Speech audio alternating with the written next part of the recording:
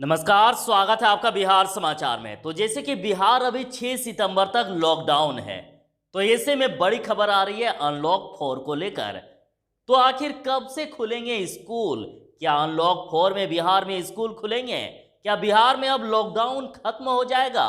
या स्कूल खुलेंगे तो किन कक्षाओं के लिए खुलेंगे? क्या गाइडलाइन होगी? तो ऐसे कई सारे सवाल हैं जो परेशान कर रहे हैं। तो इन सारे सवालों का जवाब दिया जाएगा आज की इस वीडियो में आपको। तो आपसे अनुरोध है, कृपया वीडियो को एक लाइक अवश्य कर दीजिएगा। आपका लाइक करना ही हमारी मेहनत का फल होता है। तो जैसे कि बिहार अभी 6 सितंबर तक लॉकडाउन है। अनलॉक 4 तो 1 सितंबर से स्टार्ट हो रहा है, लेकिन जो पिछले कई महीनों से बंद पड़े थे वे खुल रहे हैं 21 सितंबर से।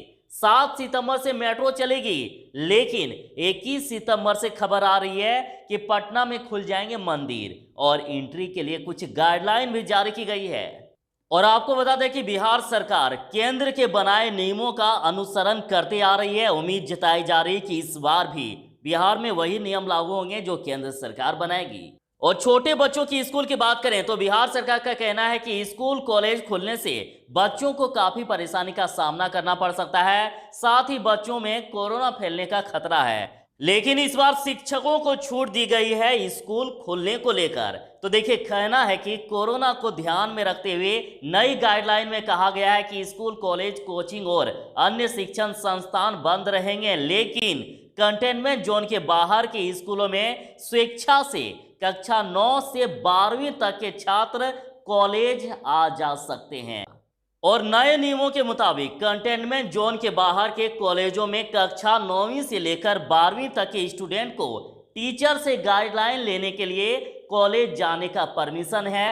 हालांकि ये तभी संभव है जब स्टूडेंट के माता पिता या अभिभावक इसकी अनुमति दे। और स्कूल स्टूडेंट को क्लास अटेंड करने के लिए बाध्य नहीं कर सकता है, मतलब जबरदस्ती नहीं कर सकता है। और ये स्टूडेंट की मर्जी पर है कि वे यदि जाना चाहते हैं तो वे जा सकते हैं। जहां तक बात रह गई छोटे बच्चों की, तो देखिए, या फिर कोरोना वायरस आने के पहले जिस प्रकार से छोटे बच्चों की स्कूलें चला करती थी, उस प्रकार से अभी नहीं चलेगी। 30 सितंबर तक स्कूल कॉलेज बंद रहने का आदेश दिया गया है। आपको बता दें कि बिहार सरकार भी ये आदेश का पालन कर सकती है। और बिहार सरकार की यदि बात करें तो चूंकि अभी बिहार 6 सितंबर तक लॉकडाउन है, इसलिए अभी बिहार सरकार की तरफ से गाइडलाइन नहीं आई है। बहुत ही जल्द गाइडलाइन आ जाएगी केंद्र सरकार की गाइडलाइन के अनुसार। और बता रहा हूं कि 21 सितंबर के बाद 50% शिक्षकों और गैर शिक्षक स्टाफ को स्कूल में आने की इजाजत दी गई है। मतलब आप अपने स्कूल को खोल सकते हैं और ऑनलाइन क्लास के लिए या टेली काउंसलिंग के लिए या स्कूल की अन्य गतिविधियों के लिए आप खोल सकते हैं। और उसी स्कूल में चाहे तो 9वीं से 12वीं क्लास यदि आपके चलते हैं तो ये बच्चे आ सकते हैं पढ़ने के लिए, गाइडलाइन लेने के लिए। लेकिन पटना के लिए ये खबर आ रही है कि अब 21 सितंबर से पटना में खुल जाएंगे मंदिर। तो देखिए, कोरोना महामारी के चुनौती के बीच अब अनलॉक 4 शुरू हो गया है और केंद्र सरकार की गाइडलाइन में धार्मिक आयोजनों और धर्मस्थल को खोलने की अनुमति दे दी गई है। और इसका पालन पटना के विभिन्न मंदिरों के प्रबंधन कर रहे हैं। और कोरोना काल में मंदिरों के द्वार 21 सितंबर से खुल जाएंगे। हालांकि उन्हें गाइडलाइन का सख्ती से पालन करना होगा। तो देखिए, लॉकडाउन की वजह से कई लोगों की शादियां रुक गई है। तो देखिए, इसको लेकर भी बड़ी खबर है। जहां पहले शादी में 50 लोगों को और अंतिम संस्कार में 20 लोगों को उपस्थित होने की इजाजत थी, तो अब इसे बढ़ा दिया गया है। नए दिशा निर्देश में शादी समारोह और अंतिम संस्कार का अलग से जिक्र नहीं है, लेकिन माना जा रहा है कि इसमें 100 लोगों के भाग लेने की इजाजत होगी। और जहां तक कि आगे लॉकडाउन लगाने की बात हो गई, तो देखिए, इसके लिए भी दिशा निर्देश है कि अब कोई भी राज्य बिना केंद्र सरकार की इजाजत के अलग से लॉकडाउन नहीं लगा सकता है। और दिशा निर्देश में कहा गया है कि राज्य और केंद्र शासित प्रदेश की सरकारें केंद्र सरकार के परामर्श के बिना कंटेनमेंट जोन को छोड़कर किसी भी स्थानीय स्तर पर लॉकडाउन नहीं लगाएगी। और एक बड़ी खबर की आने जाने पर अब रोक नहीं रहेगी। तो राज्य के भीतर या एक राज्य से दूसरे राज्य यदि आप जाना चाहते हैं तो अब कोई रोक नहीं है।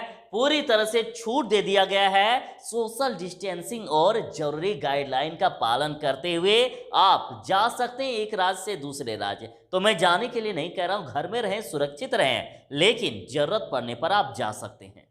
तो यदि आप कोई सामूहिक कार्यक्रम अब करना चाहते हैं तो 21 सितंबर से देखिएगा, जो भी मैं आपको बता रहा हूं मेट्रो छोड़ के बाकी सब 21 सितंबर से होने वाला है। तो सामूहिक कार्यक्रम में भी शर्तों में बदलाव कर दिया गया है और नए दिशा निर्देश में यह भी कहा गया है कि सामाजिक, शैक्षणिक, खेल, मनोरंजन, सांस्कृतिक, धार्मिक, राजनीतिक समारोह और अन्य जमावड़ों में 100 व्यक्तियों की अधिकतम सीमा के साथ 21 सितंबर से अनुमति दी जाएगी। तो बिहार में बस को लेकर तो अब कोई दिक्कत नहीं है, बसें चल रही है। और रही बात अब ट्रेन की, तो देखिए बिहार सरकार ने प्रस्ताव भेजा है मेमो ट्रेन चलने का और कुछ एक्सप्रेस ट्रेनों की भी बात कही गई थी, लेकिन ये खबर आ रही है कि कंटेनमेंट जोन के बाहर लगभग गतिविधियों को इजाजत दे दी गई है और इससे संकेत में स्पष्ट होता है कि रेलवे भी धीरे धीरे परिचालन बढ़ा सकता है। तो चलिए अब संक्षेप में जान लेते हैं आखिर क्या खुलेगा क्या नहीं। खैर कल भी हमने इसके बारे में बात किया था। तो देखिए 7 सितंबर से मेट्रो को शुरू किया जा सकता है और 21 सितंबर की बात हो गई तो 21 सितंबर से राज्य अपने यहाँ स्कूलों में 50% कर्मियों के साथ स्कूल खोल सकते हैं, वहां ऑनलाइन गतिविधियां चालू रहेगी और अभिभावक की लिखित अनुमति के साथ 9वीं से 12वीं के छात्र स्कूल आ सकते हैं शिक्षकों से परामर्श लेने के लिए। तो वहीं देखिए आईआईटी एवं अन्य कौशल विकास एवं उद्यमिता प्रशिक्षण से जुड़े संस्थान भी अब खुल जाएंगे 21 सितंबर से। और उसके बाद जो हमने बताया कि सामूहिक कार्यक्रम के लिए 100 व्यक्तियों की इजाजत दी गई है, तो वहीं शादी ब्याह या फिर अंतिम संस्कार के लिए 100 व्यक्तियों की लिमिट बढ़ा दी गई है, तो ये भी 21 सितंबर से लागू हो जाएंगे। तो वहीं ओपन एयर थिएटर को भी परिचालन की अनुमति होगी। तो अब रही बात आखिर क्या बंद रहेगा, तो सिनेमा हॉल बंद रहेगी, स्विमिंग पूल भी बंद रहेंगे, मनोरंजन पार्क बंद रहेंगे, क्लोज्ड थिएटर बंद रहेंगे। और देखिए केंद्रीय गृह मंत्रालय द्वारा अनुमति के अलावा शेष अंतर्राष्ट्रीय हवाई सेवाएं भी बंद रहेगी, पैसेंजर ट्रेन भी बंद रहेगी, केवल चुनिंदा ट्रेनों के संचालन को इजाजत दी गई है।